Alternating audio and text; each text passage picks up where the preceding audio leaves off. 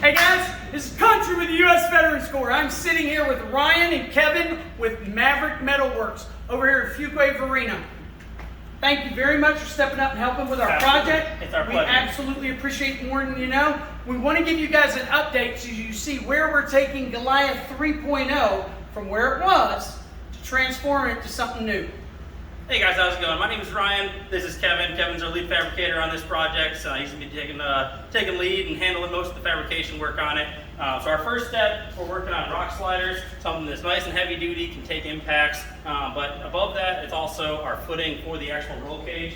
So there's going to be a mount that's removable on this section and on this section of the step. That way you have DOM tubing that dies into it. It's going to be a full exoskeleton cage, so it'll go up over the roof of the vehicle, down the windshield, across the hood.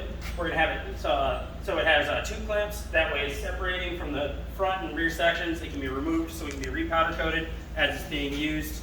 There's going to be a bit of a roof basket. On the front, we're attaching to the bumper. We've got a removable section that keys in. That way it's nice and strong. And then we have a tube mount that's going to go straight to the frame and make sure we're nice and strong. So let me show you the key that we got going on here.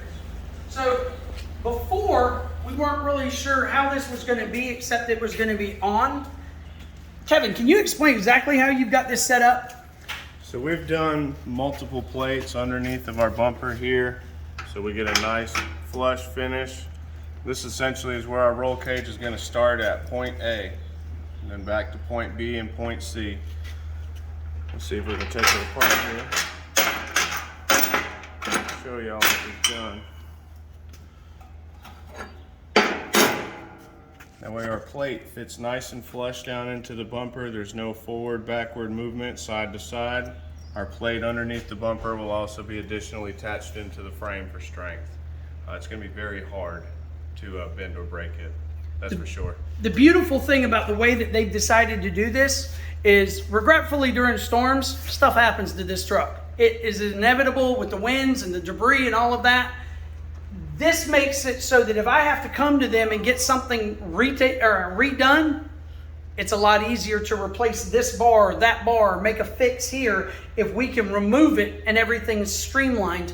The other aspect of this is if we decide to change design on something that's here, these badasses can take over and make sure that those changes can just be put a new key on the new setup and re-go with it.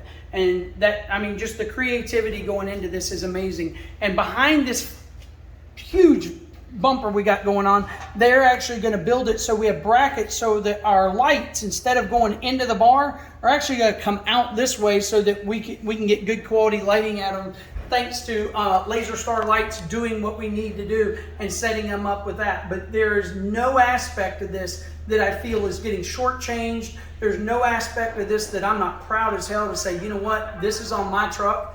And just Ryan and them have stepped up in a way that I can't begin to tell them thank you enough, because when people get in the back of this truck or they get in the cab of this truck, they're going to be safer than any other people we've ever rescued.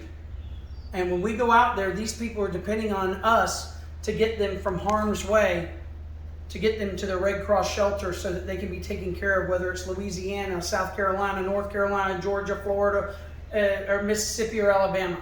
They need us to get them there safely.